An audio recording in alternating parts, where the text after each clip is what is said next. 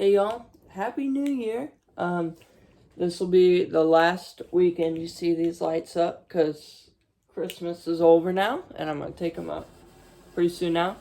That sound you're hearing, that's the handle of my heater. The heater's not broken, don't worry, but the handle is like kind of detaching and so it's vibrating really fast.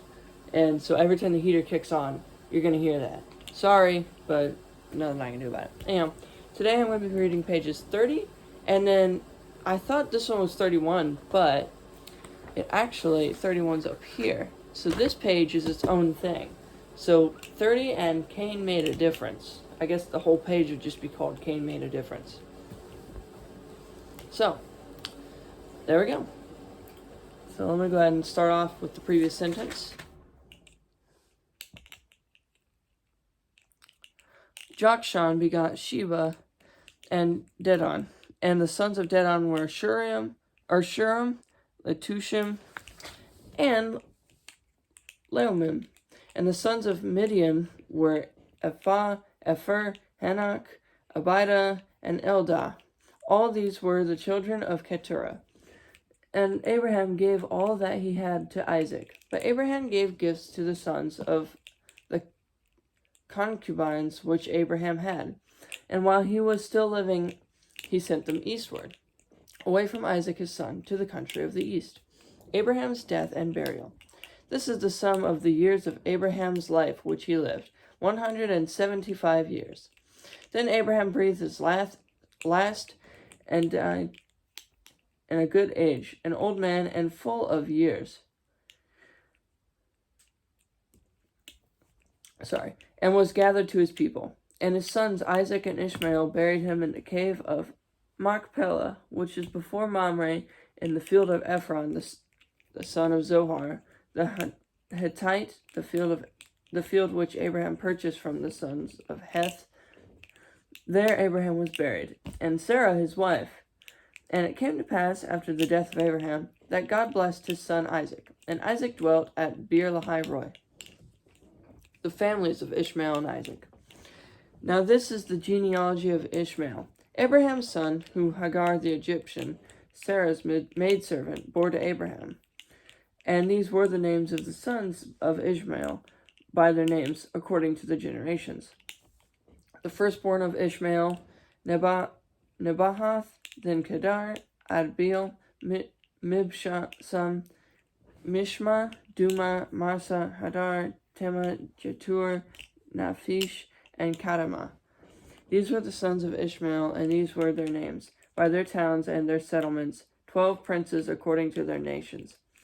These were the years of the life of Ishmael, 137 years, and he breathed his last and died, and was gathered to his people. They dwelt from Havilah as far as Shur, which is east of Egypt as you go toward Assyria. He died in the presence of all his brethren. This is the genealogy of Isaac, Abraham's son. Abraham begot Isaac.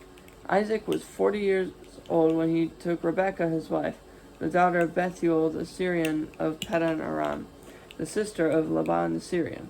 Now Isaac pleaded with the Lord for his wife, because she was barren, and the Lord granted his plea. And Rebekah his wife conceived, but the children struggled together within her. And she said, "If all is well, why am I like this?" So she went to inquire of the Lord. And the Lord said to her, 2 nations are in your womb.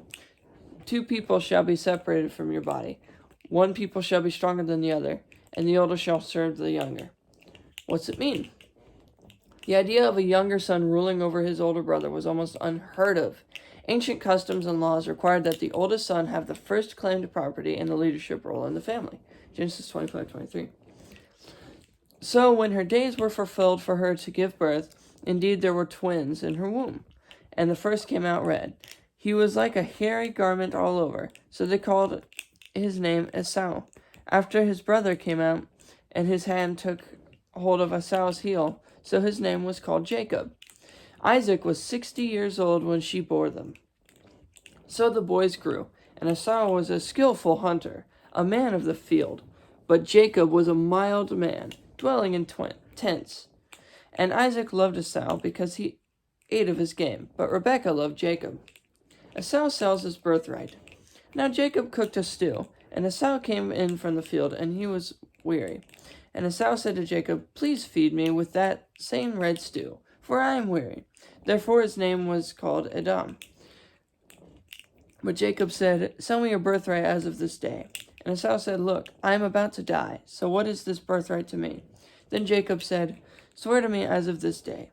So he swore to him, and sold his birthright to Jacob. And Jacob gave Esau bread and stew of lentils.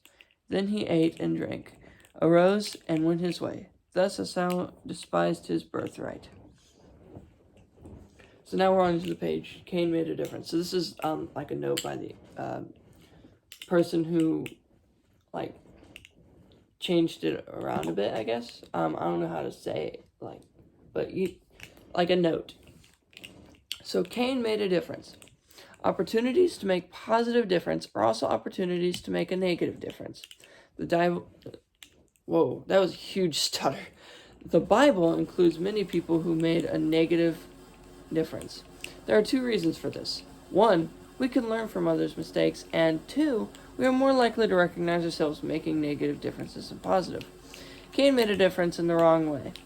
As is true of many people in Scripture, God included their stories to help us learn from their mistakes. But even Cain had that opportunity. God warned him when danger approached. Cain chose not to listen. When Abel and Cain agreed to worship God, they each had something different in mind. Their personal sacrifices came from their lives, but the Bible indicates a significant difference in their attitudes. Abel brought the best. Cain brought whatever.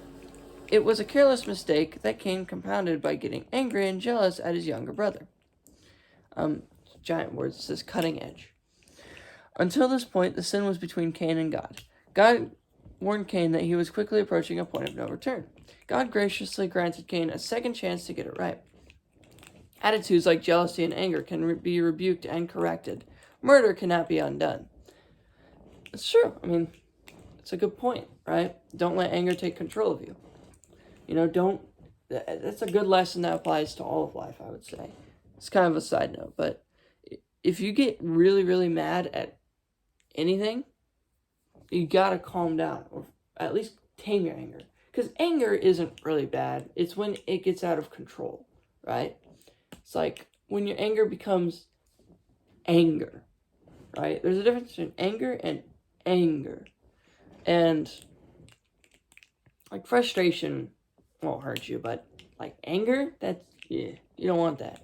Because it can lead to you punching a hole in your wall. And that's a little harder to fix than just not doing that, right? Anyhow, Cain chose to follow the guidance of his anger rather than follow God. He killed his brother Abel and then offered God an arrogant denial. Am I my brother's keeper? Cain became a vivid example of the mess we create when anger is out of control. You can too. What you do with anger will affect your life in many ways. It will also make a big difference to others.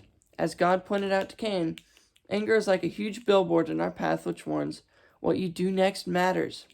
Anger is a reaction looking for a way to express itself. Anger doesn't think. That's why you have to think for it when you get angry. Without a master, anger hurts and destroys. Mastered, anger offers a forceful response to wrong. If you have a problem with anger, listen carefully to God's warning to Cain. Letting God master your anger will make a difference for you and others. Want to know more? Read about Cain's sin and lessons the Bible teaches from it in Genesis 4:1-17, Hebrews 11:4, 1 John 3:12, and Jude 11. So there you go. That was pages 30, and Cain made a difference. See you next week.